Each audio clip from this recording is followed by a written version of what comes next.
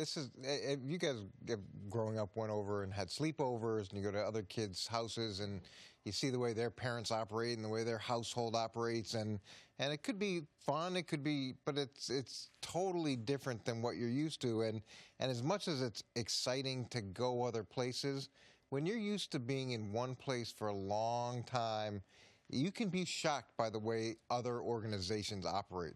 And there is a synergy between Tom and Bill and Josh McDaniels and the organization that he's not going to find anywhere else. So I do think that his best chance to be successful in a meaningful way and potentially compete for the Super Bowl is in New England.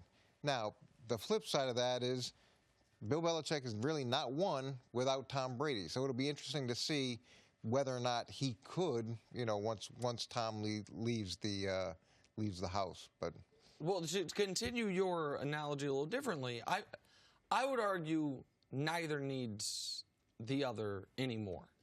Listen, the kids are grown, the house is paid for.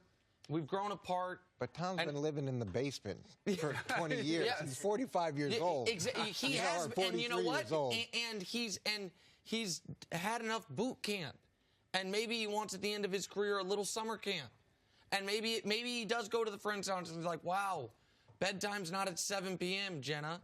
Wow, they let the they let the kids eat junk food. But that family hasn't won anything. Yeah, but maybe he thinks he'll change it.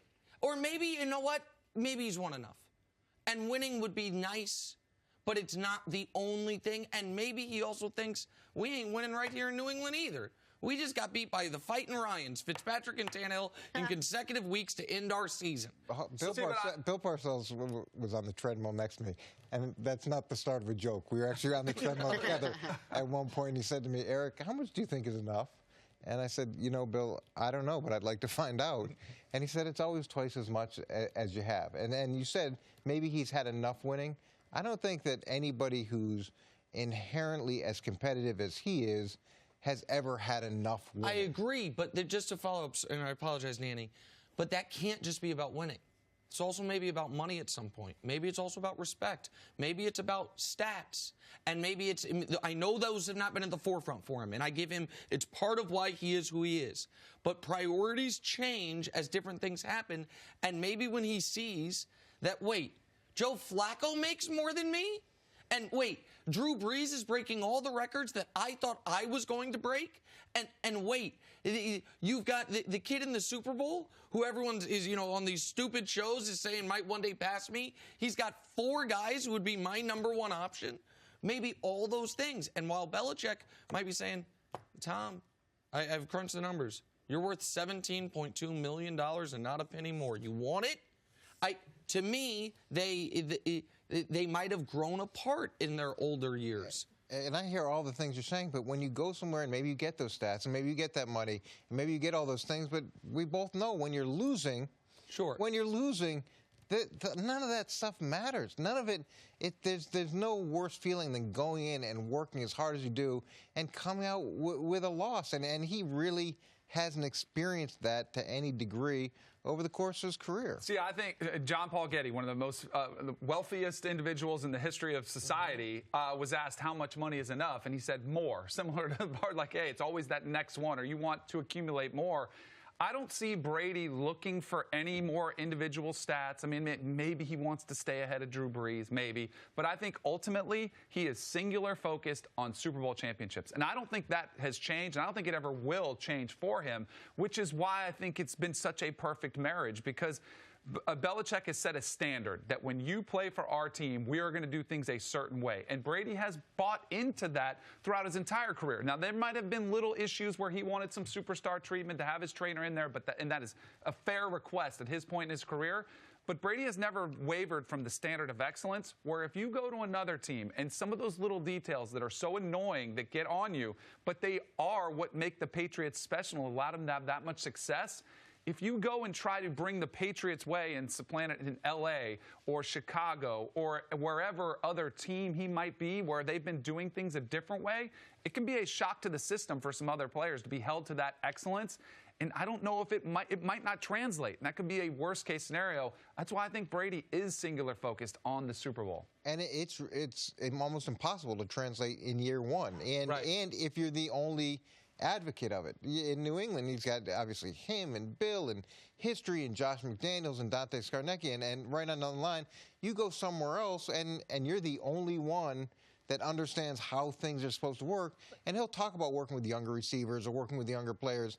He has the luxury to do that because everything else is being handled. But Nick makes such a good point, and you bring this up all the time. The Patriots may not want him back. The Patriots themselves may want to move on from Tom Brady. It's not like he can walk back in and say, fine, I'll take the job. Yeah, I mean, it's just, and I think they would take him back at a price. I don't know what the price is, and maybe the price has adjusted or vacillated over the last 8 months. But no one can get around this fact. Tom Brady, the greatest quarterback ever, coming off his 6th championship, 1 year removed from his 3rd league MVP, coming off 3 consecutive Super Bowl appearances where they won 2, and the one they lost, he threw for 500 yards.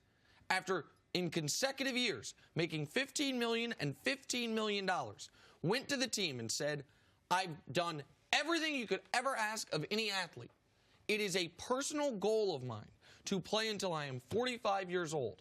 I currently have a contract that only takes me until I'm 42 years old. I would like a contract extension.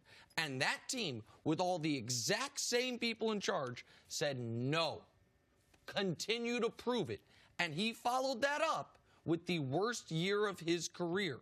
I would feel very differently about this if after they said no, he followed it up by 3rd place in the MVP finish. They were another year where even if they don't win the Super Bowl, they win a playoff game. Instead, they don't get a bye. They lose in the 1st round. He has the worst year he's had arguably ever, certainly in the last 15 years. Why would the team that didn't want to pay him accordingly a year ago, now when his argument is far weaker, all of a sudden want to pay him? And the point you're making that none of it is fun if you're not winning, or not nearly as fun. I believe Brady thinks, I'll win not anywhere, but almost anywhere. Let me find a place. I don't think he's going to pick a team that's terrible at everything. But let me go to a Chargers team that a year ago won 12 games, that has these weapons, that has a respected coach, and let me work within that system and elevate them.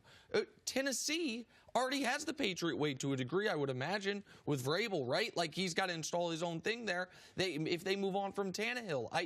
I just think that the signs have been pointing towards this, where both parties might just say, listen, we'll stay friends, but we're better off not together anymore. Yeah, that could definitely happen, and it would be really interesting to watch happen. I just don't think it's the best decision for either side. Thanks for watching. Subscribe here to get the latest from the show. Also, be sure to check out more of the best clips from First Things First, or go watch a few segments from our other shows on FS1.